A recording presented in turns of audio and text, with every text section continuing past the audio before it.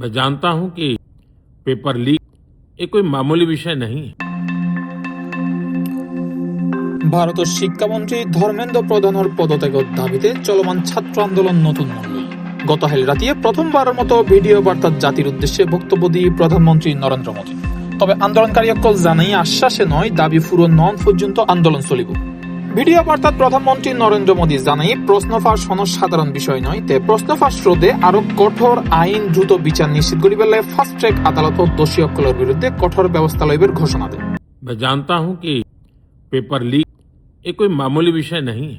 लाखों विद्यार्थी और उनके अभिभावकों के लिए बहुत ही पीड़ादायक, और इसलिए पेपर लीक घटना से अब तक पिछले 2.5 महीनों में শুক্রবার সরকারের প্রতিনিধি দলগুলোর বৈঠক শেষে কংগ্রেস জনতা পার্টি বা সিজেপির নেতাসকল জানাই শিক্ষামন্ত্রীর পদত্যাগ ছাড়া কোনো প্রস্তাব তার কাছে গ্রহণযোগ্য নয়। দাবি মানানো হইলে আন্দোলন আরো বিস্তৃত করিবের হুঁশিয়ারি দেয় তারা।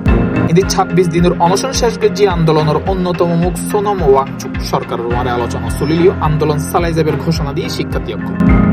ভারতের প্রধান বিচারপতি সূর্যকান্ত জানাই ছাত্র আন্দোলনকারীসকলের উদ্দীপ পুলিশি নির্যাতনের ঘটনাত গড়া আবেদনের শুনানির লাই তালিকাভুক্ত করিবেলাইতে অস্বীকৃতি জানাই আইন সংবাদ সম্পূর্ণ এর আগেতে হই আন্দোলনকারীর উদ্দীপ পুলিশি নির্যাতনের ভিডিও দেখিবের মতো তার সময় নেই। International desk C+ TV।